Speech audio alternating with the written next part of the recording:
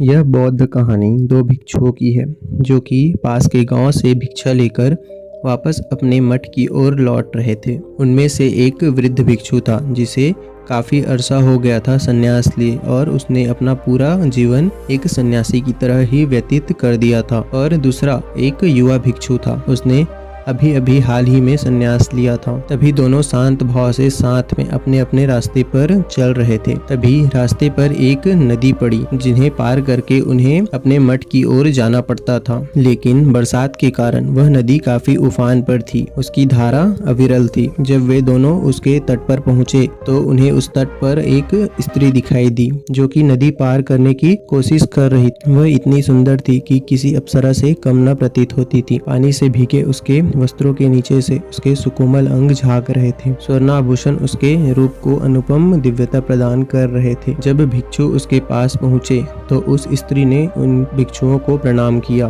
और उन्हें अपनी समस्या के बारे में बताया और यह भी बताया कि वो यहाँ के राजा की कन्या है जो शिकार खेलते हुए आज भटक गई है। नदी के उस पार उसका नगर है और उन बौद्ध भिक्षुओं से विनती की कि कृपा करके मुझे इस नदी को पार करवा दे।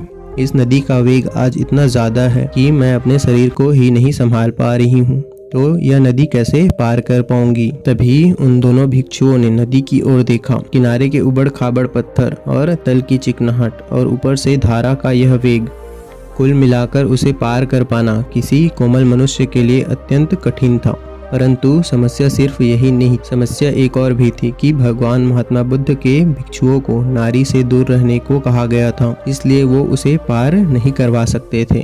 नारी स्पर्श से तो अब तक संचित समस्त साधना एक क्षण में ही नष्ट हो सकती थी। यह सब सोचते हुए वह बूढ़ा भिक्षु विचार कर ही रहा था कि उस युवा भिक्षु ने आगे बढ़कर उस स्त्री को अपने कंधे पर उठाया और नदी की तरफ उतर गया। बूढ़ा भिक्षु यह सब देखकर हक्का बक्का रह गया। वो भी उस विस्मय से उसे देखता हुआ पीछे पीछे नदी पार करने लगा।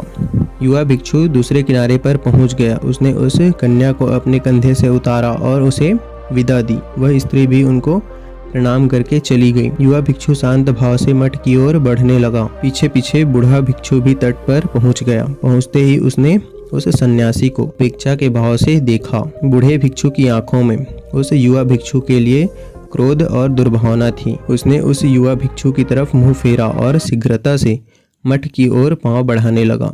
आवेग में चलते चलते वह विचार कर रहा था कि देखो, हम हैं जिन्होंने इतने साल तक अपने ऊपर किसी स्त्री की परछाई तक न पड़ने दी, और एक ये है आजकल के युवा सन्यासी, स्त्री की छाया तो दूर, उसे स्पर्श भी किया और सिर्फ स्पर्श ही नहीं, उसे कंधे पर भी उठा लिया। अभी मठ में जाकर भगवान बुद्ध से इसकी शिकायत करता हूँ। ऐसे नीच को तो संघ से ही निकाल देना चाहिए और भगवान बुद्ध से यह भी आग्रह करूंगा कि आगे से ऐसे युवाओं को दीक्षा ही न दे। ये अपने ऊपर संयम तो रख ही नहीं सकते। यह सब सोचते विचारते चलते चलते मठ आ गया। वह तेजी से अंदर गया और भगवान बुद्ध से भेंट करने उनके पास गया। भगवान महात्मा बुद्ध शांत मुद्रा में एक वृक्ष के नीचे बैठे हुए थे। बूढ़े भिक्षु ने उन्हें प्रणाम किया और आज का बीता हुआ सारा किस्सा उसे सुना दिया कि कैसे उस युवा भिक्षु ने उस स्त्री को नदी पार करवाई और साथ साथ उसने अपने संघ के सारे बौद्ध भिक्षुओं को भी इकट्ठा कर लिया। तभी उस युवा भिक्षु को बुलाया गया। भगवान बुद्ध ने उससे पूछा कि क्या यह वृद्ध भिक्षु जो आप पर आरोप लगा रहे हैं, क्या यह सत्य बोल रहे हैं? क्या आपने किसी स्त्री को अपने कंधे पर उठाकर नदी पार करवाई? तब वह युवा भिक्षु भगवान महात्मा बुद्ध को प्रणाम करके